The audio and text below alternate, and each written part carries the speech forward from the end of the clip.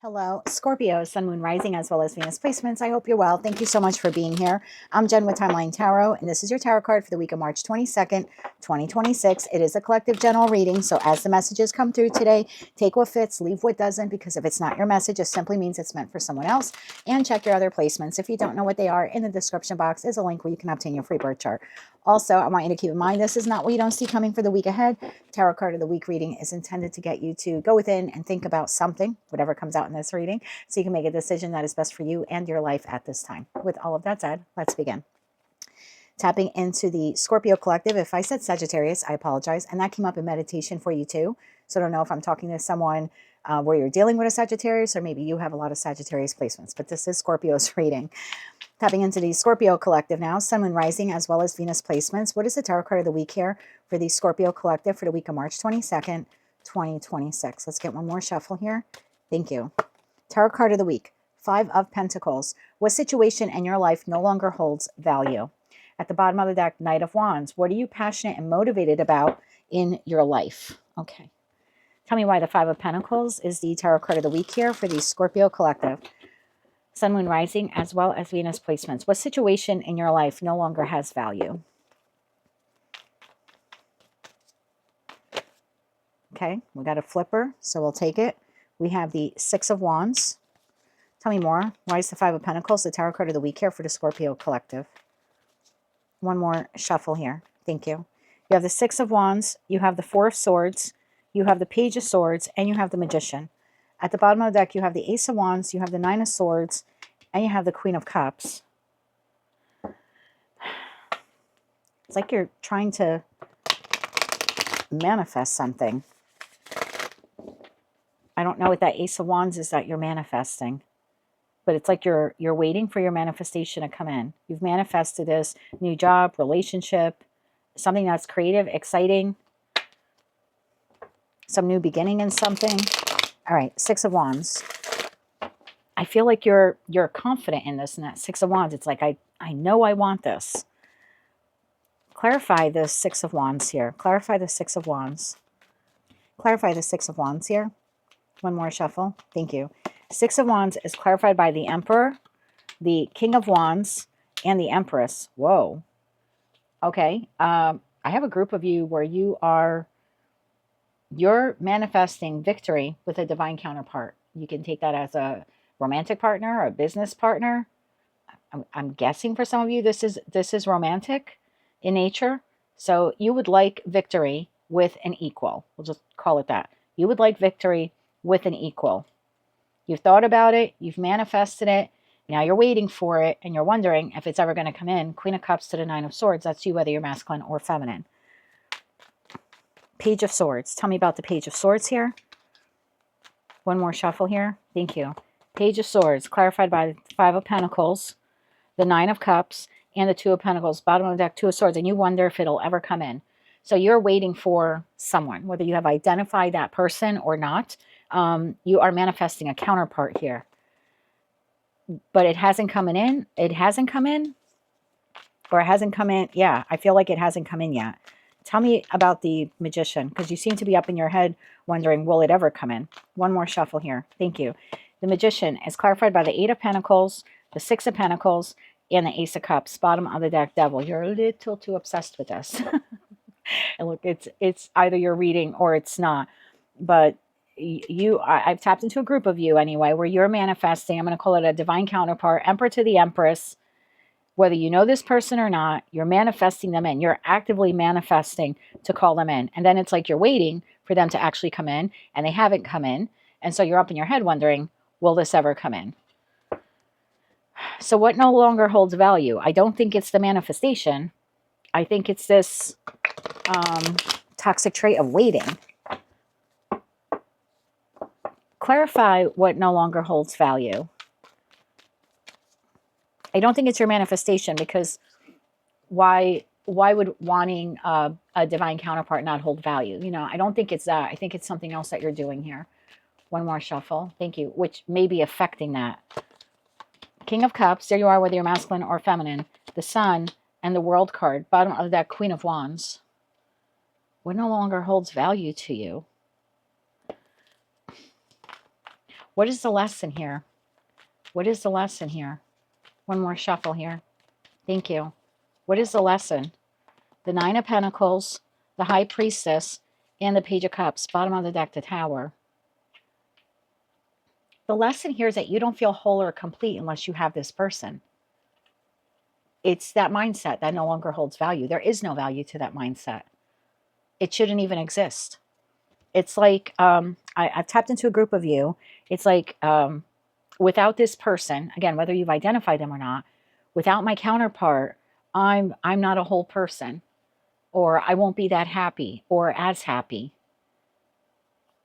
I feel like I've tapped into a group of you where you feel you need this Ace of Cups from this individual or this type of individual in order to feel whole. Tower to the Queen of Pentacles to the Three of Wands, and you are just waiting. You're waiting for this person to come in. So you have put you've outsourced basically your happiness, your self-worth, your value, your ability to function as an individual in the hands of someone else. I can't do any of those things, or I can't be as happy until I have that person or that type of person in my life. That's what you're passionate and motivated about in your life with that Knight of Wands card. What are you passionate and motivated about in your life? Finding your divine counterpart. It's like all of your manifestation abilities or skills are going into calling that person in. And I feel like with the Tower to the Eight of Swords, that needs to change. I feel like that no longer holds value. The fact that you would need that person, or again, someone, we'll just call them someone, because some of you have identified this person, others of you have not. There's I'm not truly happy until I have a person, or that person. What else does Scorpio need to know about this? It's like my life is complete when I have that person, but you're just waiting for that cup to come in. I think happiness is found within you. Knight of Pentacles. I think that's the lesson here. Seven of Wands, Five of Swords, and the Knight of Pentacles. You have Temperance, Three of Swords, and Seven of Pentacles. If you're waiting for someone else to make you happy, you will continually be hit with the Three of Swords. You should be able to exist as an individual and be completely content with who you are and what you have without someone else. Or like, you don't need someone else's validation.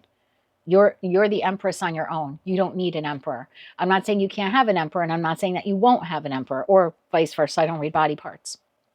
I'm just saying the empress because I have the, I was going to say minor arcana to the empress. I have pre-empress energy here in the Nine of Pentacles. It's just always how I look at that individual.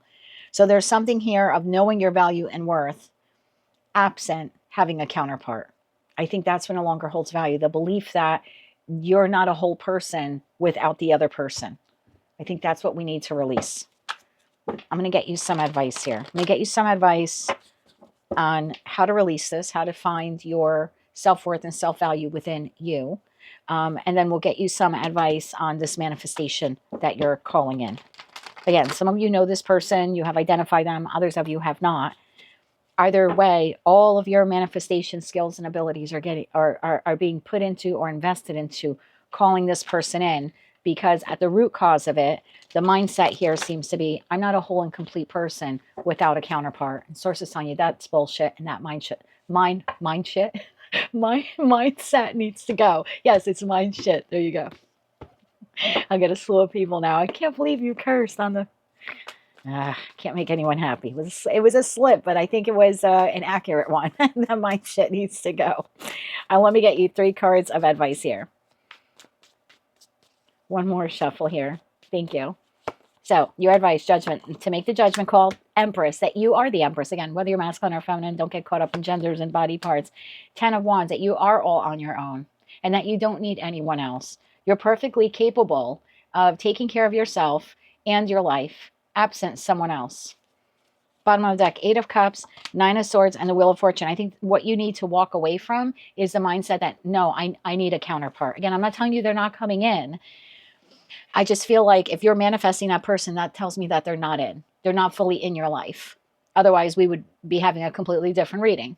So whether you know that person or not, they're not squarely in your life. They're not firmly in your life. Anything else in terms of advice? Devil to the Wheel of Fortune. I think this is a cycle that you go through over and over again. This feeling or belief that you're not a whole and complete person without a counterpart, or that you can't be fully happy unless you have a counterpart. I think that's what needs to be released. Anything else on advice for this? And then we'll get you advice on your counterpart there. One more shuffle here. Thank you. Page of Wands, 10 of Cups, and the Star card. Bottom of the deck, 3 of Pentacles. Happiness begins with you. That's what you need to discover. Happiness and your dreams being fulfilled and your wishes being fulfilled all begin and end with you.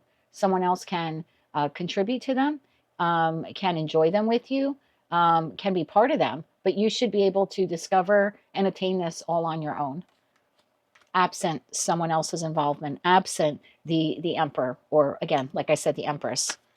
You should be able to create that for yourself. 10 of Cups and the Star. Nowhere in tarot, in whatever, over 140 decks that I have now, and they all come with their own little booklet. In none of the booklets have I ever read that you need another person to have the 10 of Cups and the Star. Again, they could be part of your 10 of Cups, but you should be able to create that for yourself all on your own. And I think that's the mindset that you need to get rid of here that no longer holds value, is the belief that you can't do it on your own, or you can't attain it on your own, or you need someone else to have it. Let's get you 3 cards of advice here for your counterpart. One more shuffle here. Thank you. Okay, so this is for you in respect to your counterpart. Emperor to the Emperor. You literally cannot make this up. Emperor, the Tower, and the Page of Cups. Your Emperor comes in. Do you see this? This is you. You're the Tower card. I always look at you as the Tower card. I know your former ruler was Mars, or I should say your modern day ruler is Pluto, but your former planet was Mars, and this is Mars energy. And so your Emperor comes in, shocking, quite surprisingly, when you are completely content and happy and making your wishes come true all on your own. When you really find true contentment, harmony, happiness, alignment, all by yourself, sleeping by yourself, eating by yourself, doing things by yourself. And look, maybe for some of you, you're already married to this person. It's quite possible, but you're not happy until they come home from work or you're doing something with them. It's like, no, you can be partnered with someone, but still be in that Nine of Pentacles energy, where you can go out and do things without this person. You don't need that person to go food shopping with you, or watch a movie with you, or go to the store with you. You're perfectly capable of doing all of those things by yourself, going to a concert by yourself, again, whether you're partnered or not. So you finding this and making your wishes and dreams come true is what brings in your Emperor. And that, I can't make this up. You literally cannot make this up. That communication that you're waiting for, like, oh, I put this out there, now I'm waiting. Archangel brings in that communication from that soulmate connection. It comes in. But first you need to get rid of that old, outdated way of thinking. And look, if you're like me and you're in your 50s, or maybe some of you are in your 40s, we kind of grew up with that. That was just part of, maybe some 20-year-olds these days don't comprehend that. But that's how our generation was raised, that you need someone else, like especially for women, right? Like you need a husband, you need, no, you don't need anyone but yourself to create the 10 of Cups and the Star card. Again, they can come in at some point down the road and contribute to it or help you maintain it. Absolutely. But you should be able to discover this all on your own. And once you're able to do that, 2 Archangel Michael cards, like, look what comes in, your counterpart. But first you have to find your happiness. That is what I have for you for the week ahead. If you like that message, it resonates with you. I just cannot believe the cards the way they came out. But if you like that message, it resonates with you, you want to claim all or part of it, please be sure to click like, share, comment, and subscribe. Hype the video if you're able to do that. And until I read for you again, I am wishing you light, love, and peace.